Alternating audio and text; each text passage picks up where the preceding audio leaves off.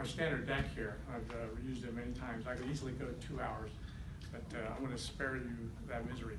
I'll let you kind of drive. If anyone wants to chime in and drive me towards getting your questions answered, we could just do that.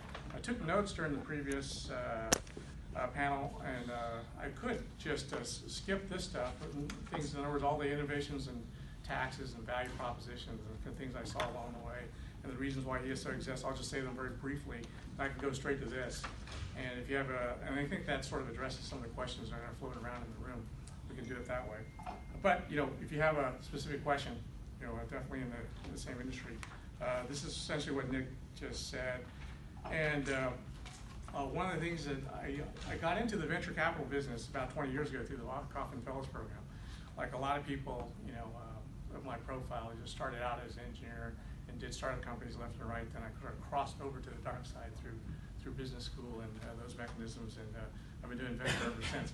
But in the early career doing direct venture, which I did for a long time, and I still have direct venture funds under management. I did most of my speaking events on the backs of a book I wrote. I have the audiobook version here, which is kind of obsolete. People don't want them anymore. They just do the Kindle and the direct downloads. But I still have these, and they're free. So anybody who wants one, you're welcome to take a CD with you. It should rip cleanly into iTunes with the graphics and the titling and everything that you need.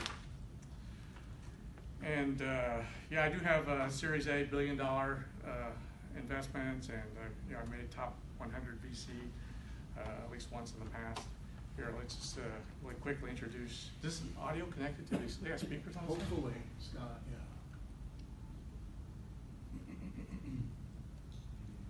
Media unavailable. It's pretty high tech, and it's nice audio. All right, well, so much for that. It's okay. It's just a thing on our website. But basically, what ESO does, you're going to gather already, is that we essentially provide liquidity to employees at venture-backed companies who can't afford to exercise their own stock options. And there's all sorts of reasons why they can't afford to exercise.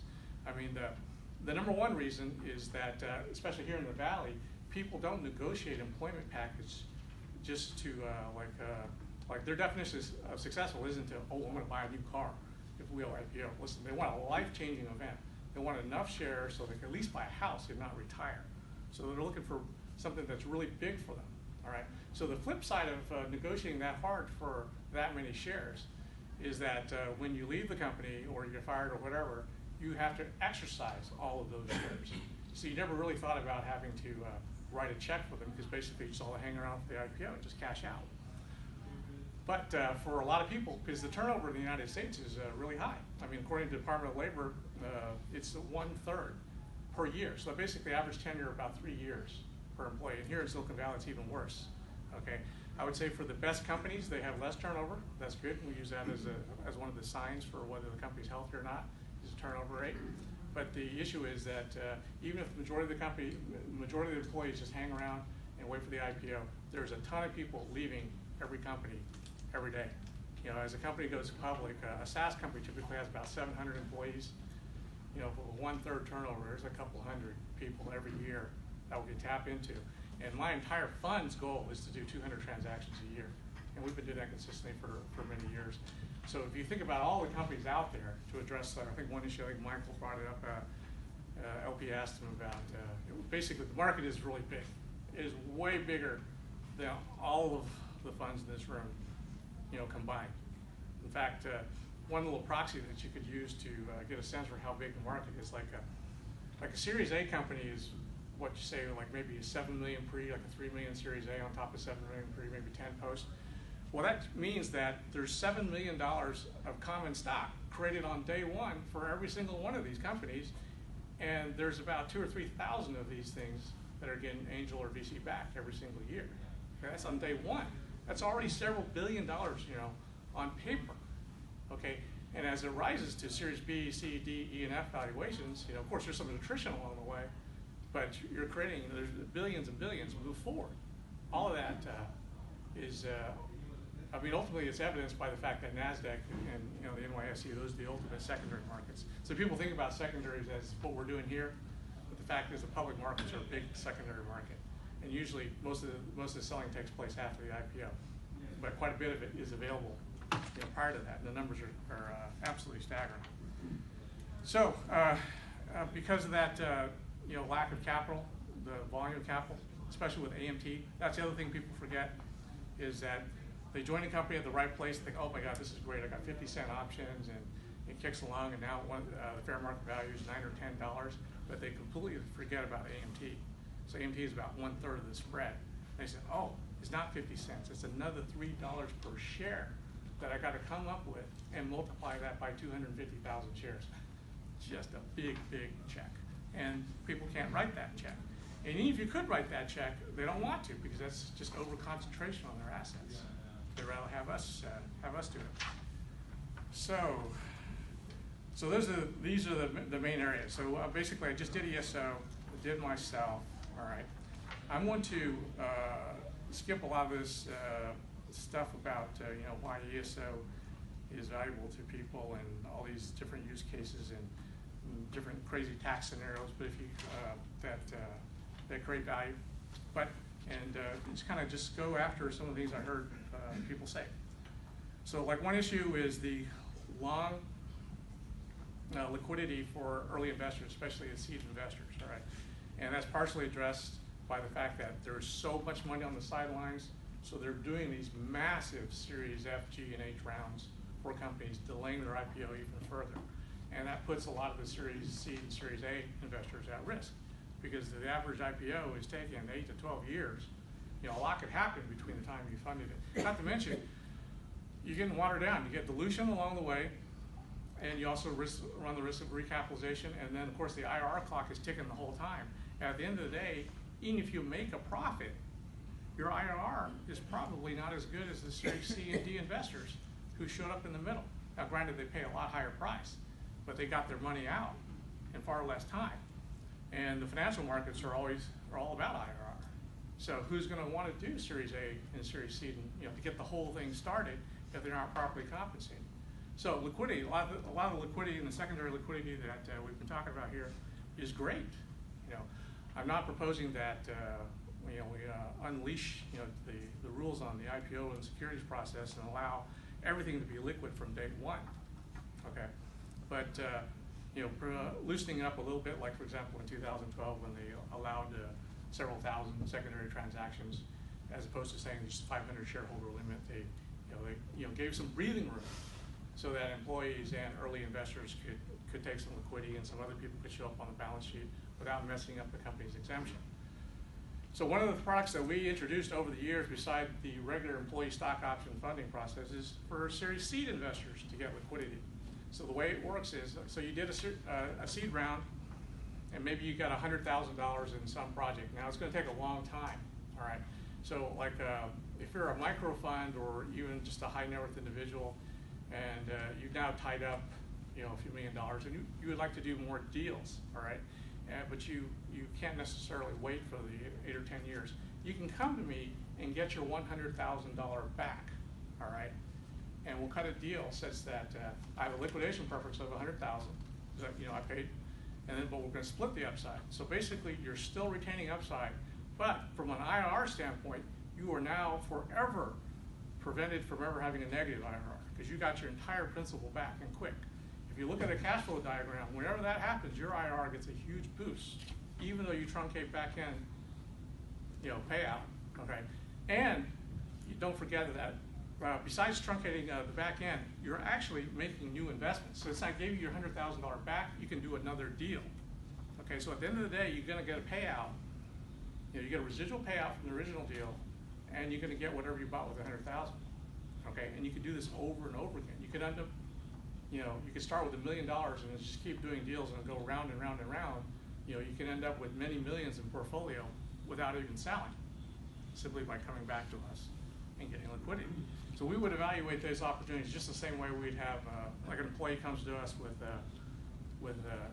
their common stock. It's just stock. And the waterfall is just a waterfall. We'll analyze it.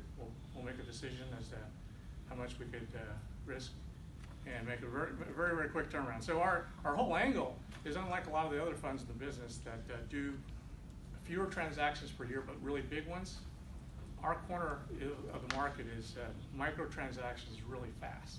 It's almost like dealer trade-in. In other words, everybody knows that a dealer isn't where you go for top dollar for your car, but it's just so convenient. You buy a car, you hand over the keys, they hand you a check. And as long as you're ready to do that, I believe there's lots and lots of people. The fact that we exist and we get so many inbound calls per day is proof that that works. So by pre-analyzing thousands of companies and having yes or no decisions already made, having reservation prices already calculated, they call in, tell me how many shares, what their strike is, I can give them a quote right there on the spot. Right. And we've transacted in less than 24 hours, at least 12 times in our history.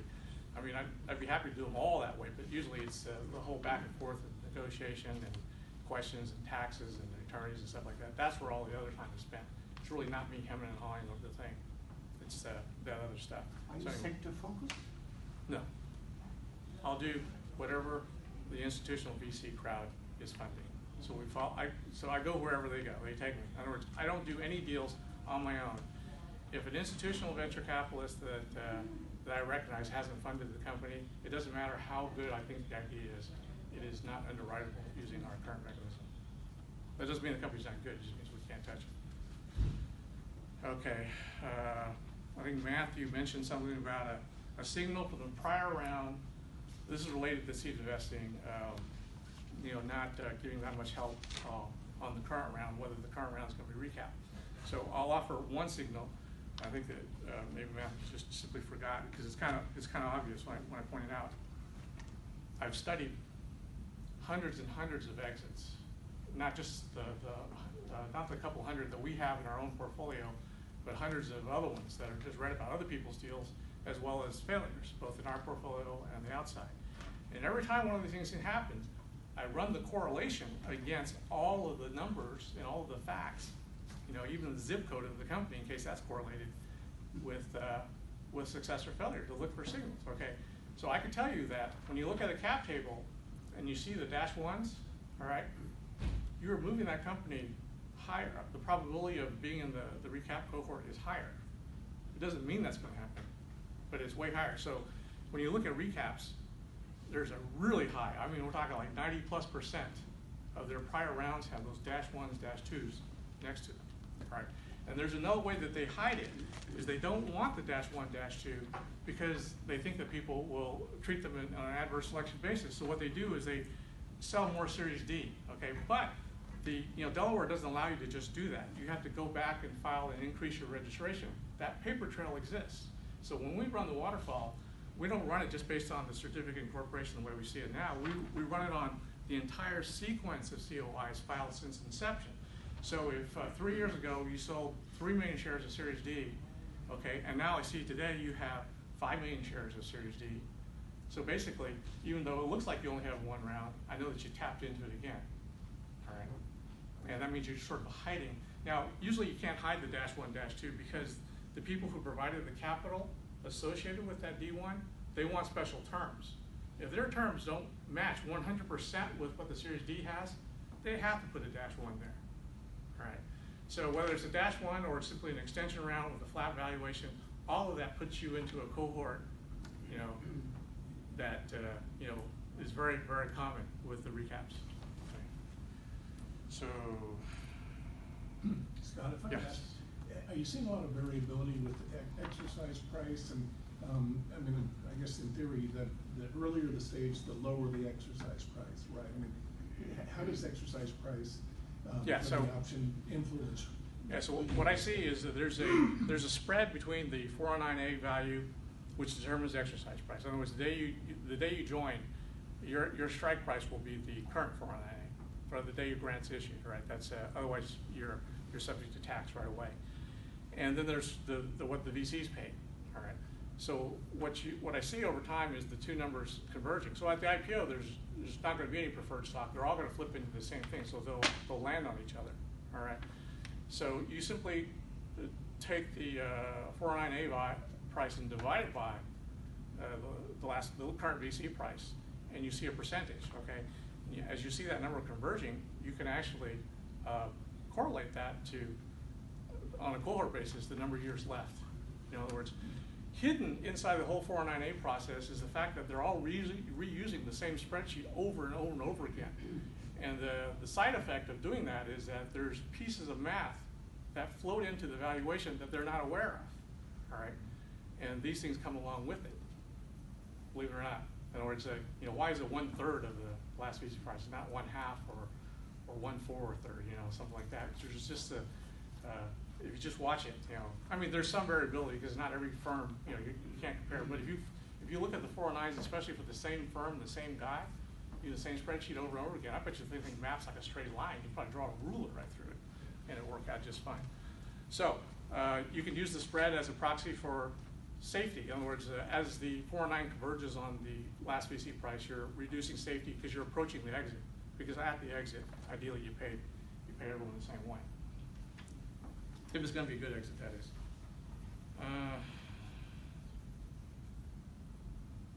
Talk about waterfall. Oh, social networking. So other signals. So one of the big things that wasn't available when I first started the business that's available now, and I'm very grateful for, is the extensive amount of social network signal. Basically, the crowd is sourcing a lot of my diligence information. All right.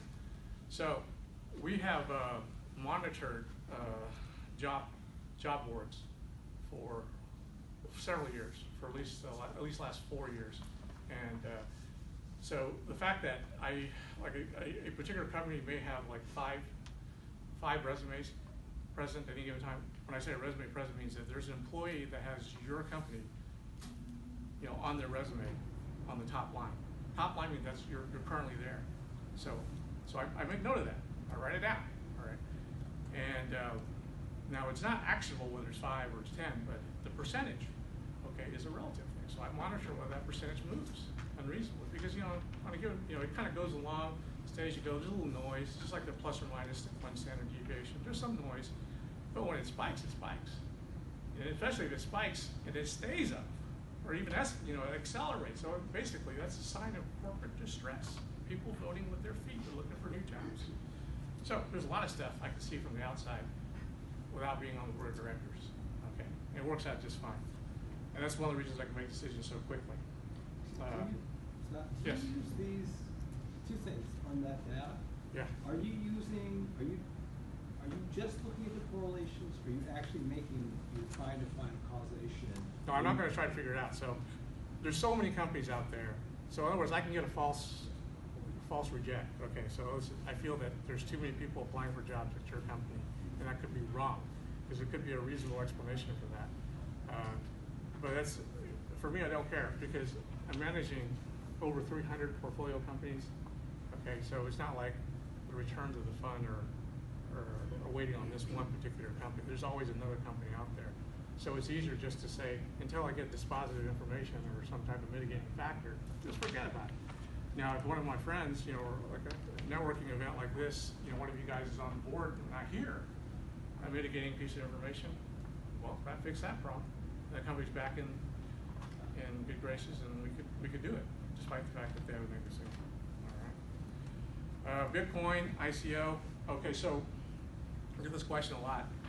I like the tokenization of the paper, but even without blockchain technology, just the fact that you're digital, is pretty good already versus the overhead of stock certificates, and moving around. Although the stock certificates were really just like diplomas. They didn't really mean anything anyway. They weren't legal tender. So even the companies that use it, it's not that much overhead.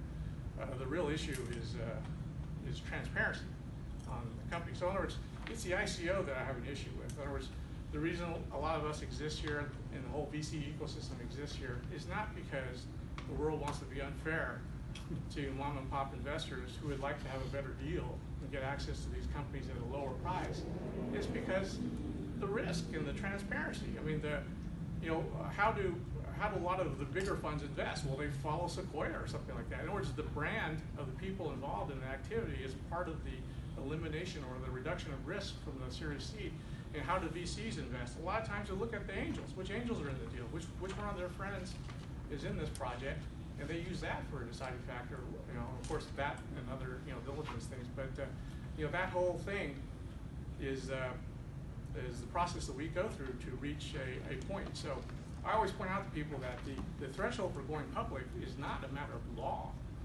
You know, the NASDAQ NYSE requirements are not written down like a solid piece of paper. You do this, you can go out. It's kind of a moving target. It's based on, you know, appetite for risk. So I don't think that blockchain is really solving that. Okay, it does handle the paperwork. You know, if I were, like, for example, if I were to outsource my cap table to a law firm, and the way they handle it is Microsoft Excel on a Windows PC, and there's a paralegal typing in, you know, things moving, you know, I mean, that's just a mistake waiting to happen. So, you know, blockchains, these things like that would prevent that from happening. In other words, you could make a mistake, but you could detect it. There's no hiding it, and you could reverse it. You can hand out shares that you can keep.